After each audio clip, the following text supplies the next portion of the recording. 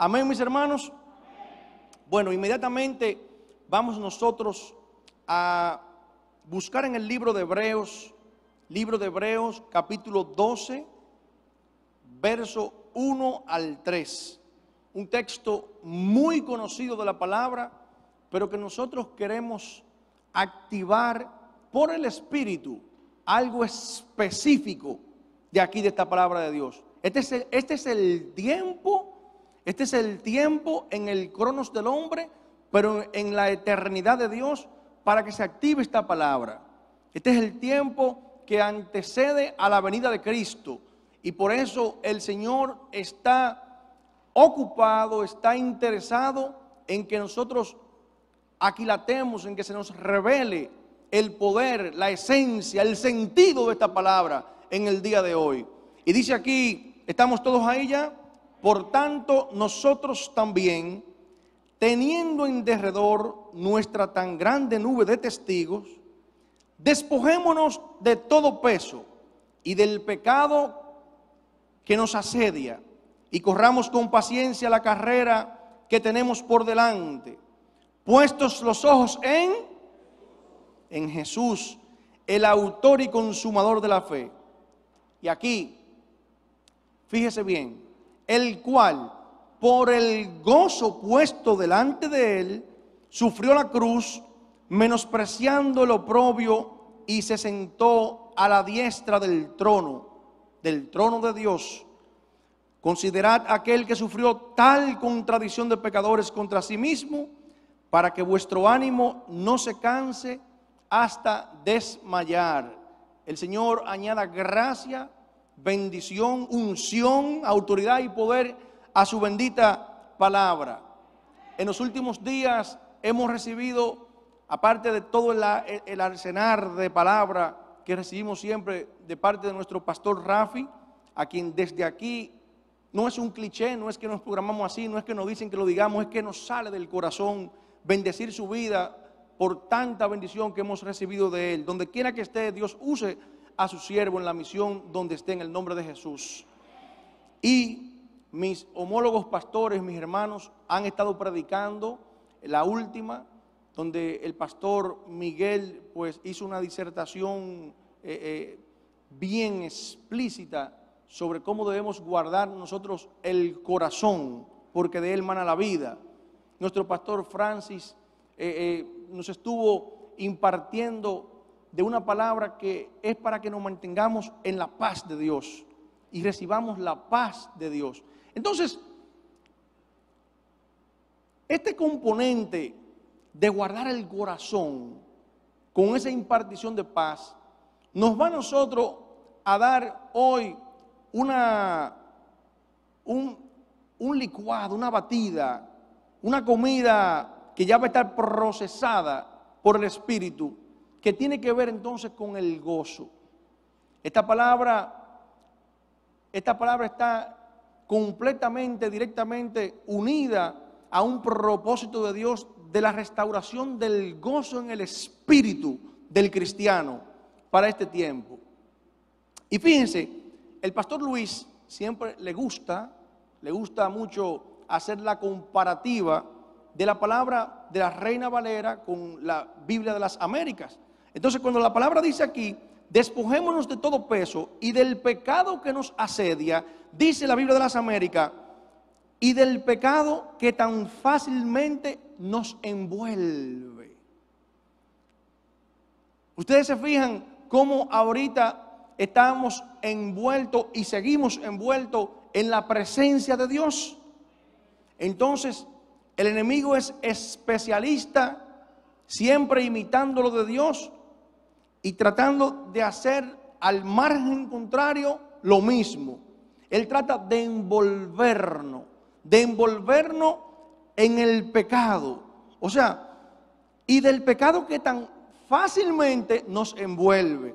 Porque hoy en día en este mundo lo más fácil es ser envuelto por el pecado, ser envuelto por el mundo, ser envuelto por las cosas que fascinan, que encantan en este mundo. El ser humano vive como en una fascinación ahora mismo, vive en un sueño, vive en una vanidad de pensamientos. Y es lo que está haciendo el enemigo, sencillamente distrayendo al pueblo de Dios para que el pueblo de Dios no entre en este gozo en el espíritu que debe tener. Que no es un gozo que depende de circunstancia, no es un gozo que depende de tu cartera, no es un gozo que depende de tu milagro, no es un gozo que depende de cómo te sientas o cómo estás o cómo te ha ido o cómo dormiste. Es un gozo que viene, que brota solo por el Espíritu. Y ese gozo, bendito sea el nombre del Señor, vamos nosotros a tratar de sintetizarlo en este corto tiempo que tenemos. Y los que no, pues vean el segundo culto y lo tendrán más amplificado. Amén. Fíjense, la palabra gozo, viene del griego chara, significa deleite grande. Y escuchen esto, lleno de felicidad. Deleite grande y lleno de felicidad. Es un deleite grande, amplio, y que no le cabe más felicidad dentro de su corazón. Y cuando dice la palabra de Dios aquí, puestos los ojos en Jesús, verso 2 del libro de Hebreos en su capítulo 12, para los que se conectan en este instante, puestos los ojos en Jesús, el autor y consumador de la fe, el cual por el gozo puesto delante de él sufrió la cruz. Miren qué clase de paradoja, de dicotomía, de situación que se contradice hay aquí. Por el gozo puesto delante de él sufrió la cruz. Hay un gozo y hay un sufrimiento.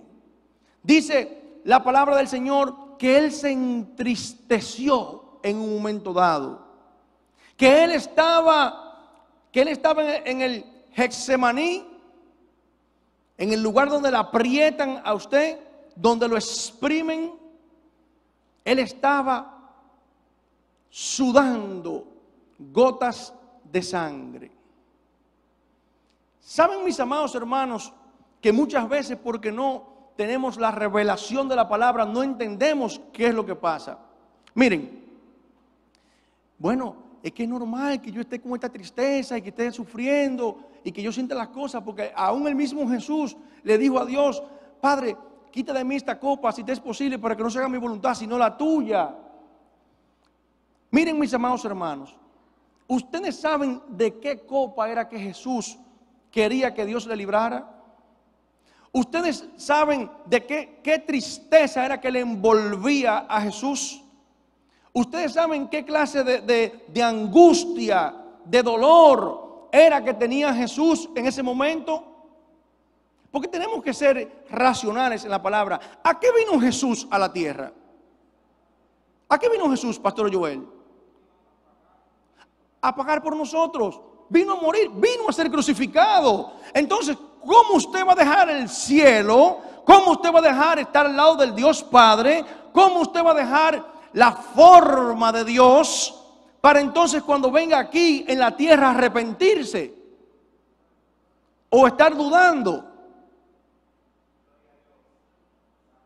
No, Jesús no sudaba gota de sangre porque le iban a clavar los clavos. Jesús no sudaba gota de sangre porque le iban a cruzar su costado con una lanza. Jesús no estaba sudando gota de sangre porque le iban a poner una corona de espina. Jesús estaba angustiado porque sabe que se pasaría en ese día 6 horas sin estar en la presencia de su Dios.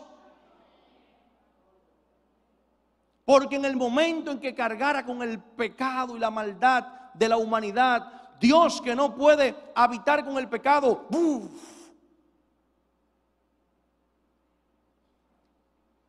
Y llegó el momento del cual él le decía a Dios: pero es necesario que pase esto.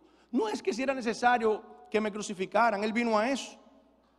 Es, Padre, que si era necesario, lo único difícil de este proceso no es caerme con la cruz. Lo único difícil de este proceso no es la burla que pasé. Lo único difícil para Jesús era estar fuera de la presencia de Dios, aunque sea por un instante.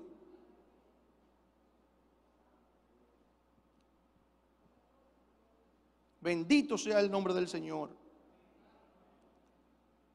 Y Jesús goteaba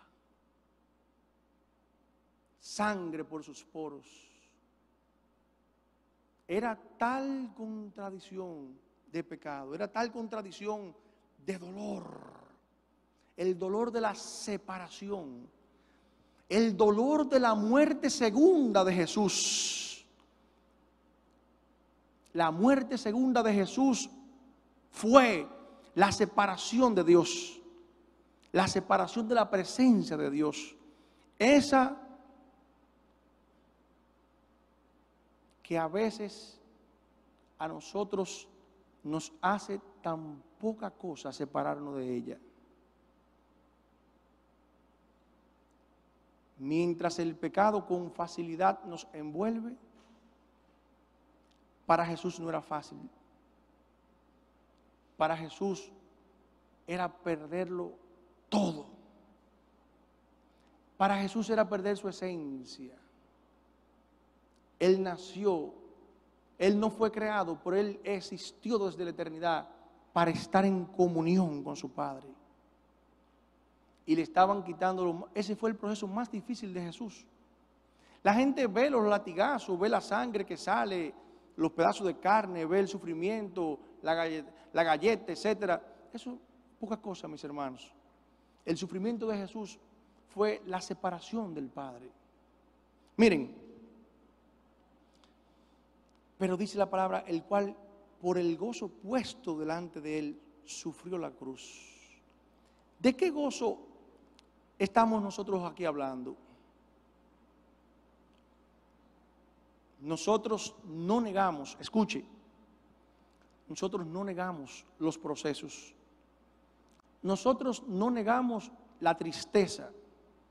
Nosotros no negamos la desesperación en un momento dado, la angustia. Nosotros no negamos las lágrimas. No negamos el sentirnos como sin salida en un momento dado. Estamos aquí en un cuerpo de carne. Lo que estamos nosotros predicando aquí es que nosotros dejemos que brote por el Espíritu el gozo de estar con el Señor, de estar en su presencia, de ser marcados para vida eterna, de ser señalados por Él, para estar con Él y con Él para siempre. Y lo pongamos por delante, porque Jesús, aún ahí en el Getsemaní, sufriendo que se iba a separar de Dios por un momento dado, 6 horas fuera de su presencia, aunque estaba ahí, puso el gozo por delante, porque sabía que en la eternidad, a partir de ahí, no solamente Él, sino que tú y yo también tendríamos salvación para estar con Él en su presencia por siempre y para siempre. Apláudele con el corazón, con toda tu alma, con todo tu ser, y eso le dio gozo. Eso le dio gozo. Es un gozo que sale del Espíritu. Y miren, mis amados hermanos, dice que con paciencia corramos esta carrera. La palabra paciencia, que viene de la palabra griega macrotumia, significa firmeza, constancia, resistencia. Hay una palabrita nueva que se llama resiliencia ahora también. Upomone, paciencia. Es la capacidad, oiga, paciencia es la capacidad de sufrir hasta lograrlo. No es sufrir y quedarse sufriendo. Esa no es la paciencia que produce la fe del Señor. La paciencia que produce la fe del Señor es sufrir hasta lograrlo. Porque tú tienes la señal indubitable que hace 2000 años Dios nos dio. Jesús sufrió, pero lo logró. Jesús sufrió, pero lo logró. Paciencia es sufrir hasta lograrlo. Pero Dios quiere evitarnos lo que dice aquí. Consideren aquel que sufrió tal contradicción de pecadores contra sí mismo, para que vuestro ánimo no se canse hasta desmayar. Verso número 3. Y la palabra desmayo es el estado, el desánimo, es un estado mental que afecta todas las emociones y acciones de una persona hasta el grado de inutilizarlo. El siervo y la sierva de Dios, el hijo y la hija de Dios, que pierde el gozo, cae en un estado de desánimo que el diablo, el Señor lo reprende en el nombre de Jesús, lo inutiliza.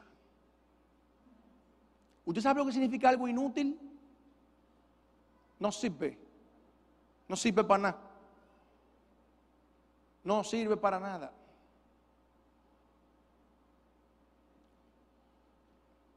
Y la palabra de Dios dice que antes de su venida el Señor mandaría un tiempo de refrigerio. Le antecedería un tiempo de refrigerio y que Él estaría retenido en el cielo hasta que se cumpla el tiempo de la restauración de todas las cosas que fueron profetizadas por los siervos, los profetas. Esa restauración del gozo, esa restauración del gozo por el Espíritu, que hasta ahora nos hemos limitado a describir el síntoma, el diagnóstico solamente de qué le pasa a un cristiano cuando desmaya, de qué le pasa a un cristiano cuando pierde el gozo. Pero terminaremos diciéndole cómo se recupera el gozo. David decía: vuélveme el gozo de tu salvación y espíritu noble me sustente, porque el pecado lo separó del gozo. Pero hay otros hermanos que no están en pecado aparente de pornografía, fornicación, adulterio, mentira, robo, manipulación. Están en una vida aparentemente bien. Están bien, están viniendo a la iglesia, alaban, bendicen, obedecen y todo. Pero no tienen activo el gozo del Espíritu Santo. Estamos viniendo a la iglesia como si fuera en una universidad que recibimos materias que son prerequisitos de otra. Y le estamos cogiendo la materia y no le vemos sentido. Estamos ahí, ¿esto en qué me servirá a mí para ser ingeniero civil? ¿Para qué me servirá para ser psicólogo? ¿Para qué me servirá para ser abogado? Matemática 101 para ser abogado. O 102, no sé, cualquier estadística. ¿Para qué me servirá esto? Pero el cristiano, cuando tiene el gozo activo, en todo ve propósito. Y está buscando cuál es el propósito por el cual Dios le pasa por el proceso. Jesús, todo lo que hizo para Dios, lo hizo con gozo, con agrado, con satisfacción. Mi amado hermano, la verdadera obediencia es la obediencia que es por amor. Es aquella que produce gozo en nosotros. No es la obediencia para que el pastor me vea, para que los hermanos me vean. No es la obediencia como unos requisitos que tengo que hacer esto y esto para poder pertenecer o estar, para poder calificar. Usted fue calificado en Jesús, en la cruz del Calvario ya hace 2000 años. Ahora le resta tener el gozo de la salvación, retenerlo, cuidarlo y manifestarlo en la vida diariamente. El religioso obedece para evitar las consecuencias. El religioso obedece para evitar las consecuencias. Hace tiempo, gracias al Señor, hace tiempo que ni vengo a la iglesia ni busco a Dios para no ir al infierno. No me preocupa el infierno. Vengo a la iglesia porque me es necesidad estar en la presencia de Dios con mis hermanos, alabándole y bendiciéndole, porque me gusta, porque lo disfruto, porque me encanta estar aquí, lo disfruto estar aquí. Busco de Dios porque le amo, no porque no quiero estar en el infierno. El cristiano del Espíritu obedece porque recibe gozo agradando a su Dios. Gozo agradando a su Dios. Deja de agradarle porque está en proceso. Deja de agradarle porque está en prueba. Deja de agradarle y entonces pierde el gozo. Pero el cristiano del Espíritu obedece a Dios y recibe gozo. Mi amado hermano, quiero que sepas que los apóstoles salieron en un momento dado gozosos de haber sido azotados por Cristo, del concilio. Gozosos estaban. Decían: wow, qué gozo siento, qué gozo siento. Me están azotando por haber mencionado el nombre de Jesús. Me están azotando por haber predicado a Cristo. Sin embargo, nosotros no sentimos muchas veces ese gozo. Cuando usted anda en el Espíritu, siente el gozo del Espíritu. Oiga lo que le voy a decir, mi amado hermano, y ya con esto terminamos. El gozo del Espíritu usted tiene que pedirlo. Aunque es uno de los componentes del fruto del Espíritu, usted tiene que pedirlo. Pedir gozo en el Espíritu para andar contento, apasionado, feliz, para andar siempre con ánimo, para encontrarle sentido a la vida de Dios. Nosotros no podemos estar aquí en cumplimiento. No podemos estar aquí nosotros viniendo por compromiso, sino por voluntad, por ánimo pronto, porque nos inspira, porque nos es impuesta necesidad del Espíritu estar en la cosa de nuestro Padre. Miren, yo no quiero a ustedes separarlo de un poema que me compartió mi amado suegro hace años, en procesos que hemos pasado juntos como familia. Y este es de Francisco Luis Bernárdez, un argentino. Y escúcheme esto, hermano, escúcheme esto. Es más, póngase de pie para que lo escuche, para verme precisado a terminar después de ahí con la aplicación. Escuche esto. Dice: si para ganar lo que he ganado debí perder primero lo perdido, si para conseguir lo conseguido tuve que soportar lo soportado, si para estar ahora enamorado fue menester haber estado herido, tengo por bien sufrido lo sufrido y tengo por bien llorado lo llorado, porque después de todo he comprobado que no se goza bien de lo adquirido, sino después de haberlo padecido. Porque después de todo he comprendido que lo que el árbol tiene de florido viene de lo que tiene sepultado. No te estoy predicando masoquismo. No es una filosofía estoica. No te estoy mandando a que le diga la tristeza: te mando ahora a que te convierta en alegría. No es un ejercicio psicológico. Es un mandamiento por el Espíritu para que salga el gozo que ya Dios puso en ti. Por encima de toda circunstancia, sabiendo que todo sacrificio y situación queda sepultado, y mientras más sepultado, más florecerá ese gozo en ti y más florecerá la vida de Dios en ti. Aleluya. Todo camino en Dios tiene como fin la gloria, mi amado hermano. Vamos a enamorarnos de Dios. Vamos a pedirle a Dios que nos permita cumplir su propósito enamorados, felices. Vamos a hacer la obra de Dios felices. Vamos a estar aquí no por cumplir. Vamos a estar aquí no porque es domingo. Gracias a Dios que llegó el domingo. Desde que me salgo de aquí estoy contando los días, las horas para que llegue el próximo. Qué alegría cuando me dijeron: vamos a la casa de Dios. Padre, en el nombre de Jesús, bendice a mis hermanos. Bendice tu congregación, tanto local como los que están por los medios. Guárdanos en la fe. Padre, levanto mis manos, Señor, y le pido a mis hermanos pastores que la levanten hacia el pueblo ahora también en el nombre de Jesús.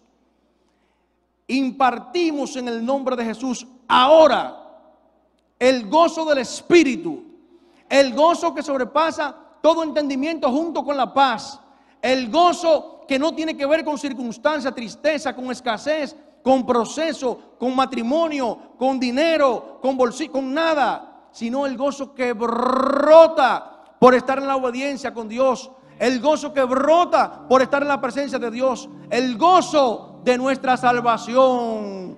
Que Dios te bendiga, mi amado hermano, que Dios te guarde, que Dios tenga de ti y de mí misericordia y te dé su paz, que te ayude a llegar bien a tu casa, y que Dios bendiga a los hermanos que están también en los medios, y los guarde en el nombre de Jesús. Amén y amén.